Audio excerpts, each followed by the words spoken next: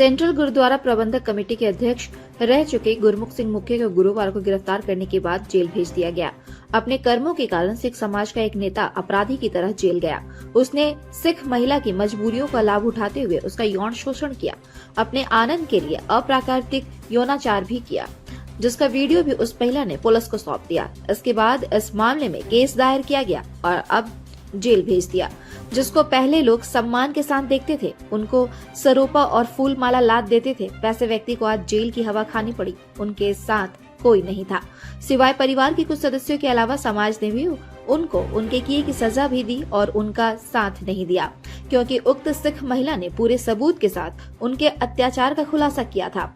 उस महिला की मजबूरियों का लाभ उठाते हुए सिख समाज के नेता ने यौन शोषण किया। उसके साथ जो करना था वो सब किया, जिसके बाद से वह फरार चल रहा था। 5 माह तक वह कानून का सहारा लेकर किसी तरह बचने की कोशिश करता रहा, लेकिन कानून का राज यहाँ है और कानून का लाभ उसको नहीं मिला और उसको जेल जाना ही पड़ा। अब उसको जेल में ही रहना होगा।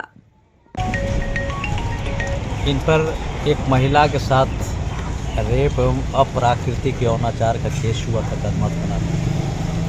कांड संख्या 193/22 है, नवंबर में हुआ था और तब से ये फरार चल रहे थे। इनके विरुद्ध हम लोगों ने कोर्ट से वारंट, इश्तेहार और कुर्की भी प्राप्त किया था लगाने के लिए। और आज सूचना मिली मसीह हॉस्पिटल में आई, सूचना के मुताबिक टीम हमारी गई, पुलिस टीम और गिरफ्तारी हुई है और न्यायालय में उपस्थापित करना है।